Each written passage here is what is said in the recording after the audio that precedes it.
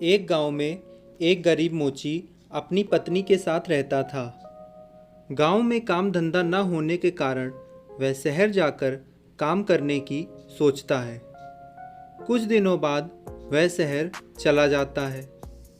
अपना काम शुरू करने के लिए उसके पास शहर में कोई ठिकाना नहीं था, तो वह सड़क पर खड़ा होकर ही ज़ोर ज़ोर से आवाज़ लगाता है, कोई जूते ठीक करवा लो।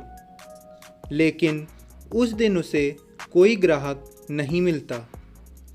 दूसरे दिन वह फिर जाता है, किंतु आज उसे एक महिला बुलाती है और अपना जूता सुधारने के लिए देती है।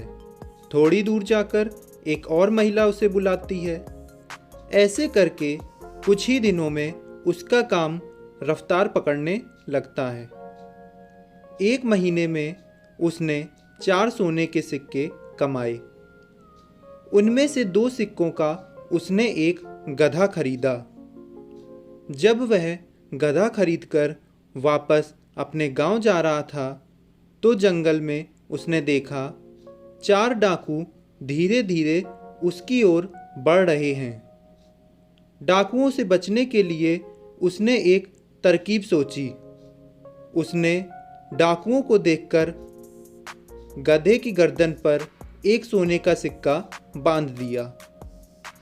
डाकू उसके पास पहुंचे और बोले, तेरे पास जो भी कुछ है वो बाहर निकाल दे, नहीं तो तेरे लिए अच्छा नहीं होगा।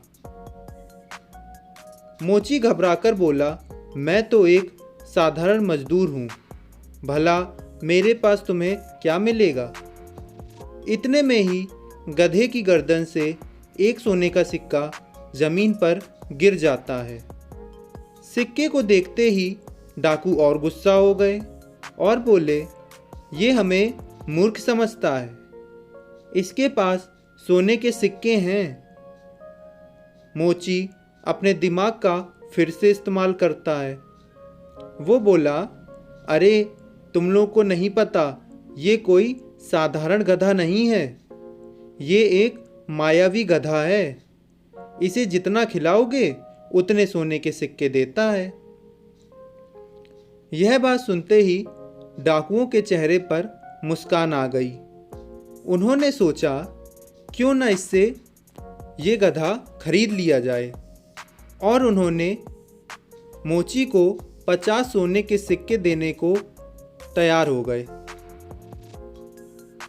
उसने थोड़ा आनाकानी करने का बहाना किया, लेकिन फिर उसके बाद मोची ने वो गधा उन डाकुओं को बेच दिया।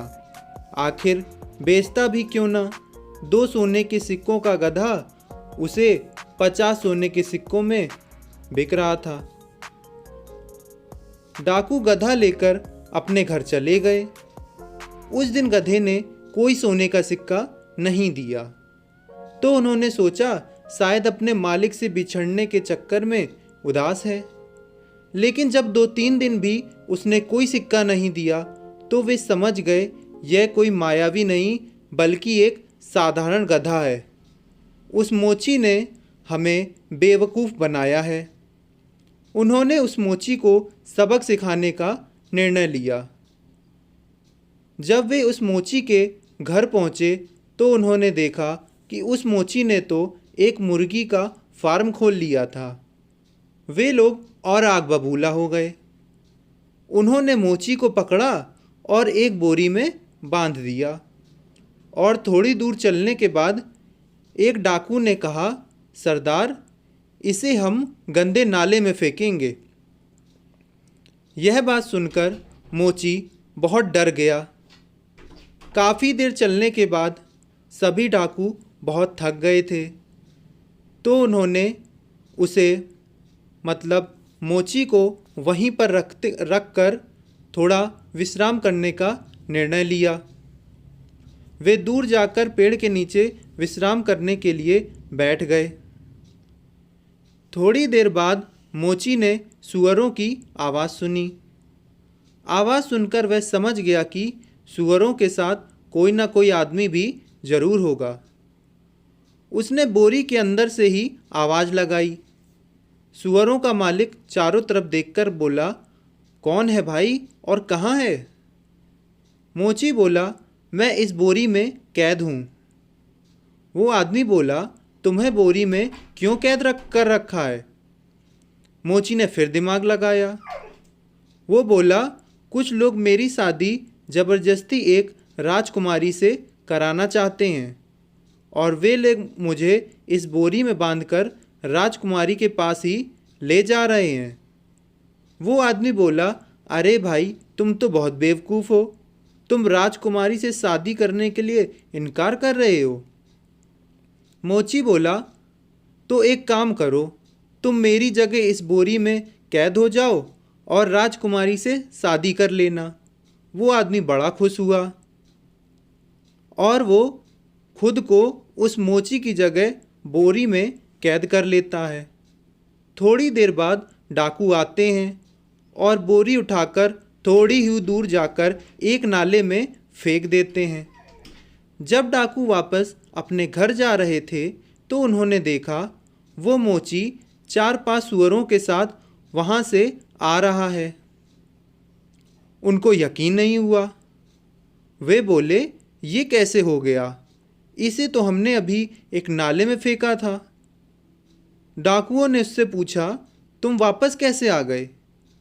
उस मोची ने उन्हें सबक सिखाने के लिए एक रणनीति बनाई।